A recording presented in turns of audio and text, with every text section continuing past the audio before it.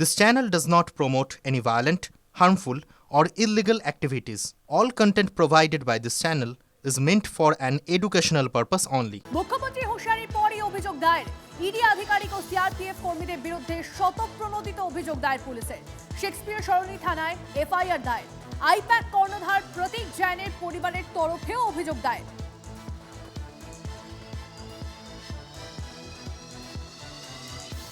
এবার পরের breaking news, তদন্তে বাধার অভিযোগ হাইকোর্টে ইডি। তল্লাশি চলাকালীন নথি ছিনিয়ে নেওয়ার অভিযোগ কেন্দ্রীয় এজেন্সি। বিচারপতি শুভ্রা ঘোষের দৃষ্টি আকর্ষণ, কাল শুনানির সম্ভাবনা। মামলার নথি নিয়ে যাওয়ার পরামর্শ বিচারপতি। এবার থার্ড ব্রেকিং নিউজ, দলের ভোট কুশলীর বাড়ি অফিসে ইডির হানা, হাইকোর্টের দ্বারস্থ তৃণমূল। ইডির বিরুদ্ধে অতি সক্রিয়তার অভিযোগে মামলা দায়ের। বিচারপতি শুভ্রা ঘোষের এজলাসে মামলা, কাল শুনানির সম্ভাবনা। পরবর্তী ব্রেকিং নিউজ দিয়ে আপনাদেরকে এজেন্সির বিরুদ্ধে তুঙ্গে সংঘাত। আইপ্যাকের অফিসে ইডি তল্লাশির প্রতিবাদে পথে নামছেন মমতা। আগামীকাল যাদবপুর 8B বাস স্ট্যান্ড থেকে হাজরা পর্যন্ত মিছিল করবেন তৃণমূল সুপ্রিমো। কলকাতা থেকে জেলা প্রতিবাদে পথে তৃণমূল। কেন্দ্রীয় এজেন্সির ভূমিকায় প্রশ্ন তুলে ব্লকে ব্লকে বিক্ষোভ।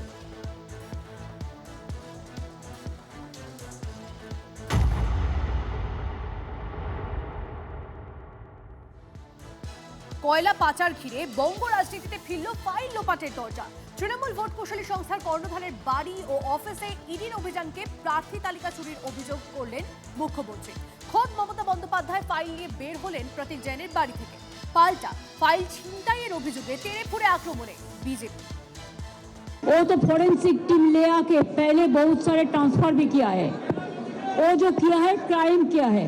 दोनों ही जगह ममता बनर्जी व्यवधान करती है, इलेक्ट्रॉनिक और फिजिकल एविडेंस चुराती है।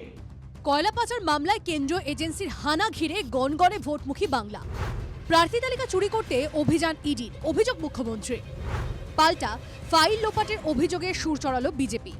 বৃহস্পতিবার সকাল থেকে সন্ধে কয়লা কেলেঙ্কারির তদন্তে আইপ্যাক কর্ণধারের বাড়ি অফিসে ইডির ম্যারাথন তল্লাশি। আইপ্যাকের যে অফিস, সেই অফিসের বাইরে আমরা দেখতে পাচ্ছি র্যাফের যারা জওয়ান তারা মোতায়েন রয়েছেন, এমনকি ভেতরেও দেখা যাচ্ছে যে আইপ্যাকের অফিস, তার মধ্যেও আমরা দেখতে পাচ্ছি যে র্যাফের যারা জওয়ান এবং যারা পদস্থ কর্তা বিধাননগর কমিশনারেটে তারা সেখানে রয়েছে। দু জায়গায় সকাল থেকে অভিযান, ঝড়ের গতিতে পৌঁছে যান স্বয়ং মমতা বন্দ্যোপাধ্যায়। প্রতীকের বাড়ি থেকে মুখ্যমন্ত্রী নিজেই বের হন ফাইল নিয়ে।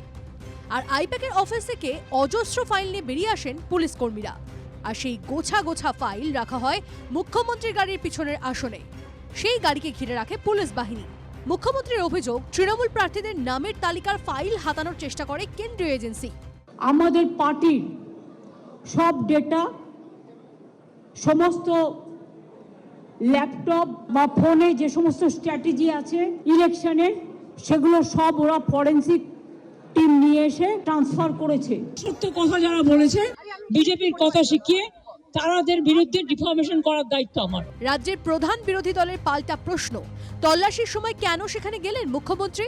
ফাইল ছিনতাইয়ের তদন্ত হওয়ার দাবি জানিয়েছে বিজেপি। আমরা বের করেছি, এটা হচ্ছে সেই গাড়ির নাম্বার, যে গাড়িটা নিয়ে মুখ্যমন্ত্রীর ফাইল এসেছে আজকে, চুরি করা ফাইল। এই যেটা ক্লেম করছে যে মুখ্যমন্ত্রী ছিনতাই করে ফাইল নিয়ে গেছেন, তো আমাদেরও সামনে স্পষ্ট হওয়া উচিত না মাননীয় মুখ্যমন্ত্রী আমাদের কতটা বড় ছিনতাইবাজ। সারদা থেকে নারদা, তৃণমূলের জমানায় বারবার নথি লোপাটের অভিযোগ উঠেছে বাংলায়। এবার তৃণমূলের ভোট কুশলী সংস্থার প্রধানের বাড়ি অফিসে তল্লাশি ঘিরে ফাইল লোপাটের অভিযোগ ঘিরে ভোটমুখী বাংলায় চলল রাজনীতির পারদ। সুজয় সায়ন্ত দীক্ষার রিপোর্ট, TV9 বাংলা।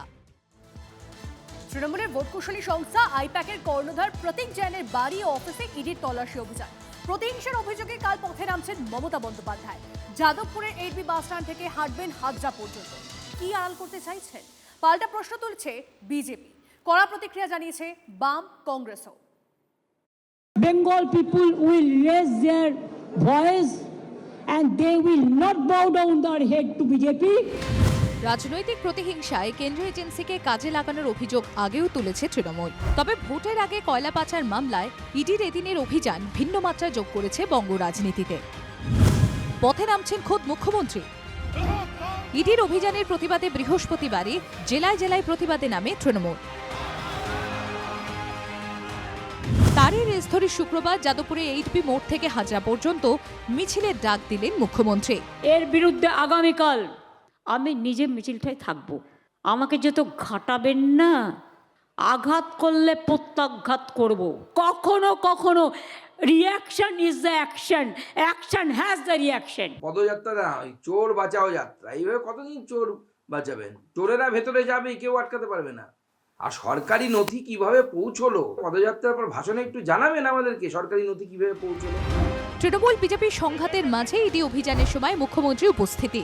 আইপ্যাকের অফিস ও প্রতীক জৈনের বাড়ি থেকে পুলিশের নথি নিয়ে যাওয়ার ঘটনায় তীব্র প্রতিক্রিয়া জানিয়েছে রাজনৈতিক মহল। ইডির বিরুদ্ধে সোচ্চার, এটা ইডির অপদার্থতার বিরুদ্ধে, না আপনার দলকে যারা সাহায্য করে ভোটে নানা রকমের অপকর্মের মাধ্যমে তাদেরকে রক্ষা করার সাহায্যে। তো এস্টাবলিশড হয় যে বিজেপি কেন্দ্রীয় এজেন্সিগুলোকে রাজনৈতিক স্বার্থে ব্যবহার করছে।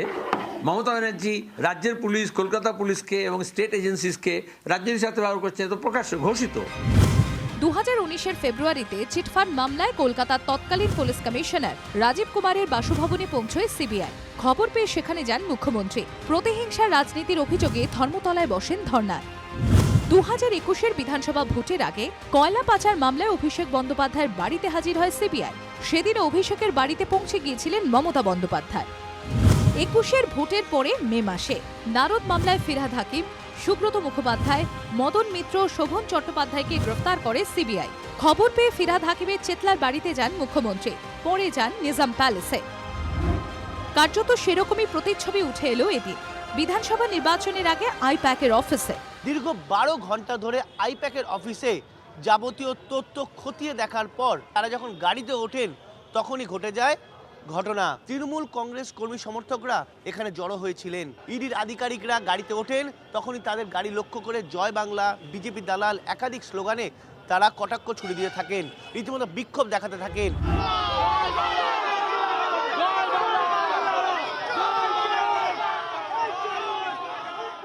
আইপ্যাকের অফিসে যেভাবে তারা আজকে হামলা করলো, তারা হার্ড ডিস্ক এবং ল্যাপটপ যেভাবে তারা হাতিয়ে নিল, ইডির অফিসাররা যেভাবে, বিজেপির দালালরা যেভাবে কাজ করে। আপনারা কারা? আমরা তৃণমূল কংগ্রেসের কর্মী। আজকে সিবিআই, কালকে ইডি, এইসব চলবে না। এটা বাংলা, এটা বাংলা, জয় বাংলা।